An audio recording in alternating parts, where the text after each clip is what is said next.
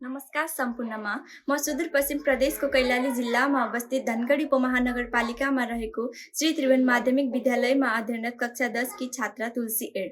पछिल्लो 5 महिनादेखि मैले एम्बिसन गुरु एप प्रयोग गर्दै आएकी छु।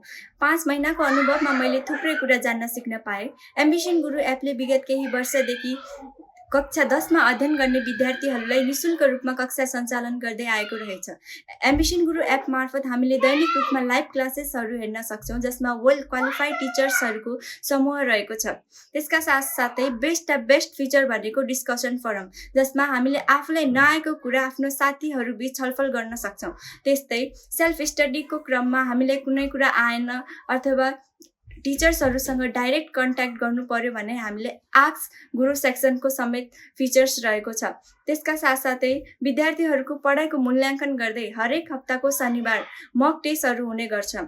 विद्यार्थीको पढाइमा कुनै पनि किसिमको बाधा नपुगोस् भनेर ह्यान्ड रिटन नोटको समेत व्यवस्था रहेको छ। त्यसैले हामीले एम्बिसन गुरु एपले जुन सेवा प्रदान गर्दै आएको छ, हामीले त्यसको सही सदुपयोग गर्नुपर्छ। आफ्नो अमूल्य समयको बचत गर्नुका साथसाथै हामीले आर्थिक रूपमा समेत लाभ लिन सक्छौँ।